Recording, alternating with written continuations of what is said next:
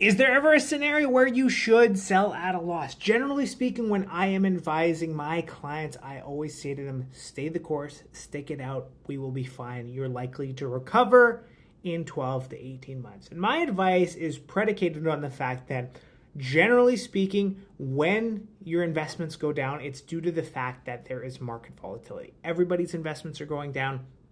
Everybody's kind of losing money at this moment. And if we just stick it out, it'll all come back. It'll all return the way it was. But is there a scenario where if the money goes down, you should kind of cut your losses, lick your wounds, and say enough is enough?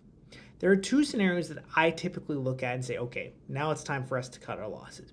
The first scenario is if you've invested in something that has become obsolete technologically, or the company itself kind of no longer matters.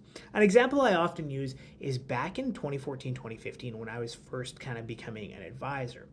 I heard all around me financial advisors saying, oh, invest in BlackBerry. It's really cheap right now. It's going to make a comeback. It's going to this, it's going to that. I like the keyboard. The keyboard's going to make a comeback. All these different things. And BlackBerry really hasn't done anything for like the last decade. It's still a publicly traded company, but if you had invested in it, you would have made no money in the last decade. And I always looked at this when I was that age, and I'm like, no, man, the future is on a touch screen. Like the keyboard is no longer something that people want. The biggest consumers of phones at the moment are millennials. Millennials don't want this. All the boomers who hate phones anyway, they're buying BlackBerry, and that's it. This isn't going to work.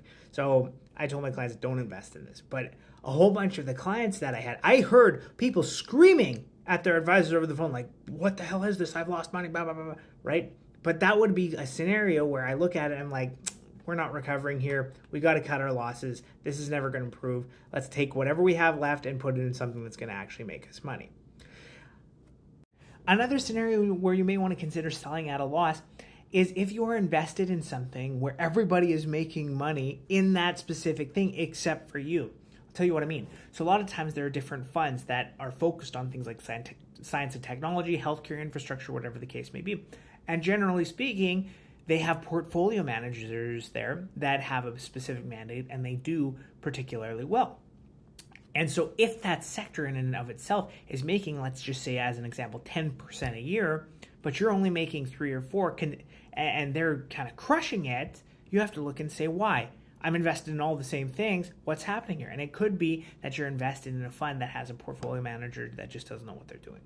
So very rarely would I suggest selling at a loss, but at times it's okay to cut your losses and invest in something else.